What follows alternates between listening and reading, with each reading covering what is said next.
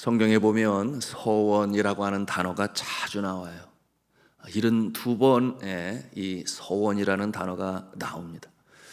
여러분이 서원이 무엇인지 여러분 아세요? 그것은 자발적으로 하나님께 맹세하는 것이라고 표현할 수 있겠습니다. 내가 하나님께 이와 같은 내용으로 약속을 하고 실행하겠습니다. 그런 모습이에요. 왜 그런 약속을 하겠습니까? 하나님이 하라고 하셨나요? 여러분, 쉽게 이해해 보기를 원하는데요, 우리가 누군가를 사랑하게 되면 사랑하는 자를 기쁘게 하고 싶어요. 그렇지 않습니까? 그래서 예를 들어서, 여보, 내가 제주도 여행 시켜줄게, 이렇게 말을 하면 그 말을 듣는 아내가 기뻐요, 안 기뻐요? 기뻐요. 그런데 내가 제주도 여행 시켜줄게 하는 이 말이 왜 나오겠습니까? 사랑하니까, 기쁨을 주고 싶어서. 그래서 그렇게 약속을 하는 것이지요. 근데 만일 약속을 지키지 아니하면 실망이 이만저만 아니어서 차라리 안 하는 게 낫다. 하나님 앞에 서원이 같은 것이에요. 지키지 못할 약속이면 하지를 말고. 그러나 사랑하기 때문에 주님, 내가 이것도 하고 싶습니다, 저것도 하고 싶습니다, 그러므로 주의 마음을 기쁘시게 해드리고 싶습니다. 이것이 하나님 앞에 서원이요, 맹세요, 약속인 것입니다. 자, 이처럼 우리가 사랑하는 사람을 위해서 약속을 하는 것은 분명합니다. 그 마음에 사랑하는 마음이 있어서 기쁘게 해주고 싶어서 그와 같은 발로에서 그런 표현을 하는 것입니다. 우리가 신앙이 깊어지면 하나님을 기쁘시게 하고 싶어집니다. 그래서 자원하여 약속하는 것이 소원이에요. 그런가 하면 성경은 고린도후서 5장 9절에 사도 바울이 이렇게 말씀합니다. 그런즉 우리는 몸으로 있든지 떠나든지 주를 기쁘시게 하는 자가 되기를 힘쓰노라. 주를 기쁘시게 하는 자가 되기를 힘쓰노라. 주를 기쁘시게 하기 위하여 주님께서 기뻐하실 만한 그 일을 하고자 하여 주님 앞에 말씀드리고 약속하고 실천하는 것이 우리의 자연스러운 모습이에요. 그러면 성경 속의 인물들은 어떤 종류의 소원을 했을까요? 여러분이 성경 속의 인물들 주님 앞에 소원을 합니다. 여러분, 내가 주님 앞에 이렇게 하겠다, 사랑의 마음에서 서원을 하는 것은 우리의 자유지만, 그러나 이미 약속을 했으면 꼭 지켜야 하는 것이니 여러분, 그것을 잊으면 아니 돼요. 첫 번째 종류의 서원은 앞서 말씀드린 것처럼 주를 기쁘시게 하기 위한 것입니다. 예를 들어서 다윗은 이 법궤가 예루살렘에 오기까지 아주 간절한 소원이 있었어요. 내가 이제 왕이 되었는데 나는 궁궐을 짓지만 이 성전 안에 하나님의 법궤를 모셔드려야지. 이와 같은 간절한 마음을 가지고, 그러므로 뭐라고 약속을 하는가? 법궤가 예루살렘에 세워지기까지 집에도 가지 않고 침상에 오르지도 않고 잠도 자지 않겠다. 그렇게 소원을 했어요. 그러므로 새 수도 예루살렘에 법궤를 모시고자 했어요. 왜 그렇게 했어요? 법궤는 언약궤라고도 하는, 하나님의 말씀이 그 안에 있으며 법궤는 하나님의 상징이었습니다. 그러므로 하나님을 모신다, 그런 마음을 가지고 그 소원을 가지고 소원을 했던 것이에요. 그러니까 하나님께서 그 마음을 보시고 기뻐하셨겠지요. 그리고 마침내 다윗은 그의 소원대로 여러 우여곡절이 있었으나 마침내 법궤를 예루살렘 성전에 모시는 그 일을 이룹니다. 좀 더 깊이 들어가 보면 이 다윗은 하나님의 백성들을 다스릴 때에 하나님의 법궤를 그 성전 안에 두므로 하나님의 말씀대로 내가 이스라엘 백성들을 통치하겠습니다, 그 같은 뜻을 가지고 있으니 하나님께서 기뻐하시겠죠. 그리고 하나님께서 다윗에게 복을 주사 참으로 태평성대, 전전승승, 이와 같은 축복의 역사로 그에게 함께 하셨습니다. 그런가 하면 하나님을 기쁘시게 하는 서원 중에는 절제의 약속도 있어요. 절제의 서원도 이에 속합니다. 주를 기쁘시게 하는 것인데, 예를 들어서 나실인이 되고자 했어요. 나실인. 여러분, 나실인은 특별한 기간을 정하여 내가 이때만큼은 정욕대로 살지 아니하고, 먹고 싶은 것 내 마음대로 먹지 아니하고, 내 필 끌리는 대로 살지 않고 오로지 주님만을 생각하며 섬기겠습니다, 이와 같은 서원을 하는 것이니, 여러분, 평생 나실인도 있으나 기간을 정하여 나실인의 모습으로 살아가는 모습들도 많이 있었어요. 그러므로 자기 몸을 구별하여 여호와께 드린다, 이렇게 서원하는 것이니 독주를 마시지 아니하고, 그런가 하면 삭도를 머리에 대지 아니하고, 삼손의 모습을 우리가 상상해 볼 수 있어요. 자, 이와 같은 모습으로 절제하는 삶으로 살아갑니다. 삼손은 머리를 잘 길렀지요. 그런데 정욕의 눈이 어두워서 여자의 마음을 빼앗기고 결국 참 그 모습이 그렇게 아름답지 못했어요. 자, 그런가 하면 두 번째 종류의 서원이 있으니, 위기의 상황에서 문제 해결을 위해 하나님께 조건으로 약속하는 그런 서원이 있습니다. 쉽게 말씀드리자면, 하나님께서 이렇게 해주시면 제가 이렇게 하겠습니다, 약속을 하는 거예요. 그러므로 상방상호 체결을 하는 것입니다. 맹세하는 것이죠. 그 예를 보면 생명의 위협을 느껴 집에서 뛰쳐나와 저 먼 땅 하란으로 도망을 치는 야곱이 외삼촌의 집으로 향하게 될 때에 가는 길이 험해요, 멀어요. 밤에 잘 곳도 마땅치 않은데 야수라도 출현하게 되면 생명의 위협이 있습니다. 그럴 때에 그가 꿈속에 하나님을 만나지요. 사닥다리를 오르는 천사들과 그 위에 계신 하나님을 보게 되니 깜짝 놀라서 벳엘이라, 하나님이 계신 곳이라, 하나님이 계신 집이라 생각하게 되니 하나님 앞에 간절한 마음으로 서원을 해요. 하나님께서 저를 보호하시고 인도하셔서 그 먼 곳에 잘 당독해 하시고, 그리고 그곳에서 살아가는 동에 지켜 보호하시며 다시금 이 나의 고향으로 돌아오게 하시면 제가 주님 앞에 서원합니다. 세 가지 약속을 하지요. 여러분 아시는 대로 그 첫째는 하나님만을 주로 섬기겠습니다. 다른 우상, 하나님을 우선 순위의 그 자리에 놓고 주님을 창조주 하나님으로 구세주로 섬기겠습니다. 그런가 하면 두 번째로는 이 베델, 주님께서 현현하신 이곳에 내가 주의 전을 짓겠습니다, 예배하는 삶을 살겠습니다. 그게 두 번째예요. 마지막 세 번째로는 나에게 주신 복 중에 10분의 1을 성별하여 주님 앞에 11조로 드리겠습니다, 이와 같은 서원을 합니다. 하나님께서 그의 서원을 받으시고 그를 지키시고 그에게 크신 복을 주셨습니다.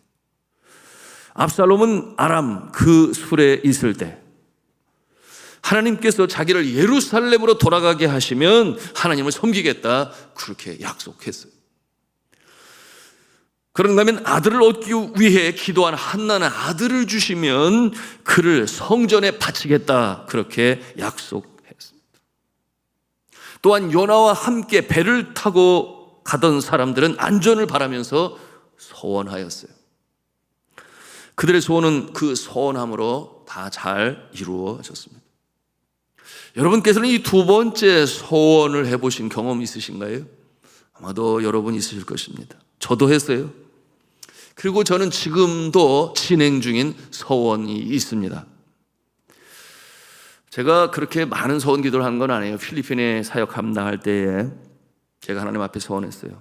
하나님께서 사역에 성령으로 기름 부어 주시기 전까지는, 다시 말하면 사역의 열마를 나타내시기 전까지는 제가 고국에 안 들어가겠습니다, 그런 소원을 했어요. 그때가 언제인지 저도 몰랐어요.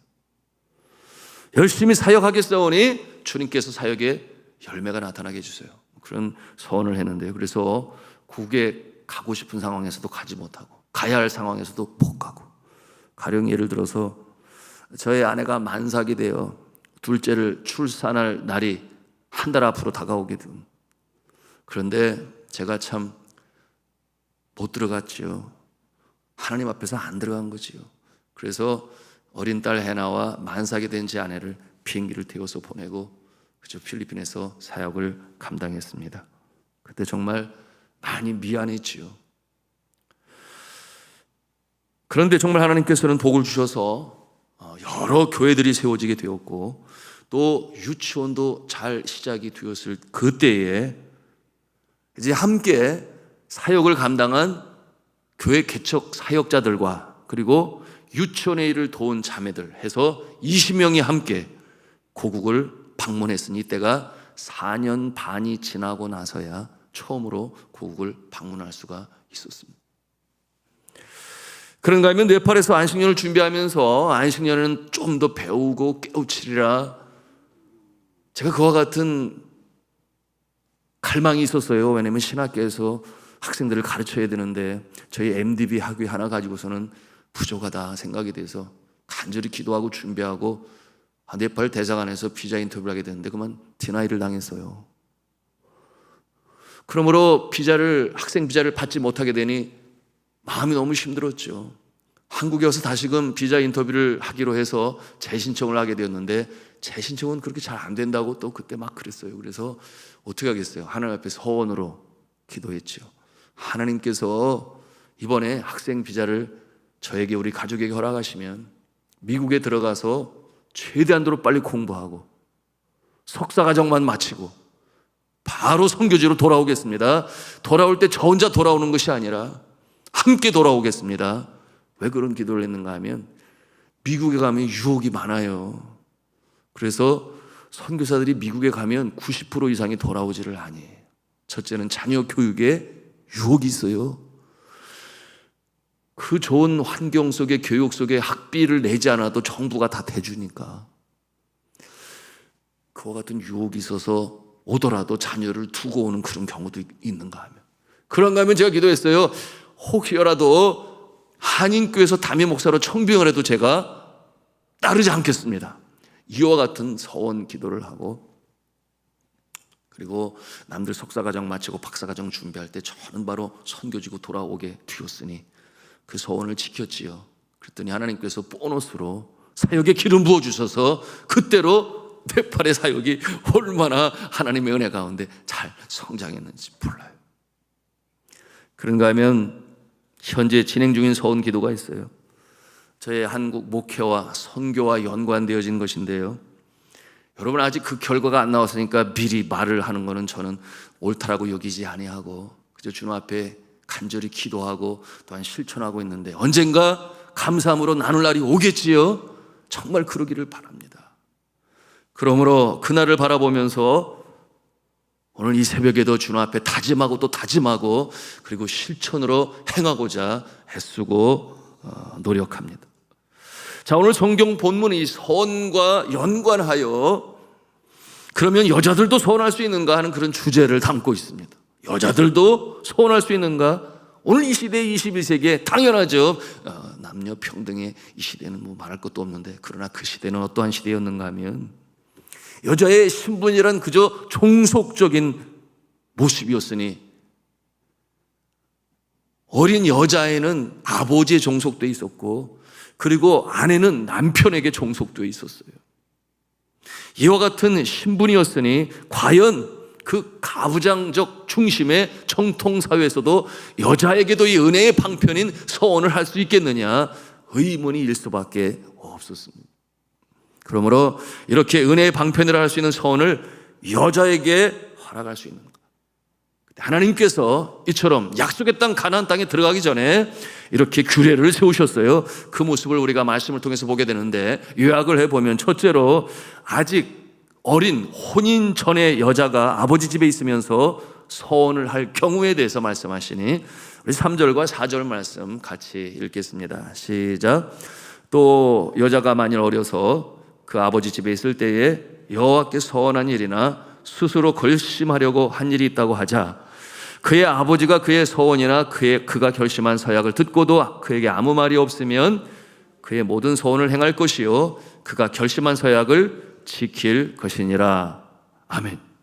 자, 어릴 적 딸의 경우 가장인 아버지가 그 서원을 허락하면 이 서원은 곧 효력을 발생되게 되는 것이었어요. 여러분 사실 가장인 아버지가 그 딸을 돕지 않으면 그 서원을 잘 이룰 수 있겠습니까? 사실 실제적으로는 그런 것이죠. 아버지가 허락을 했는데 이 서원을 만일 이 딸이 이루지 못할 상황이 되면 누가 도와야 되겠어요? 아버지가 도와야죠. 미성년자이기 때문에. 이와 같은 관계를 보시면서 하나님께서 그렇게 또한 허락하신 것입니다.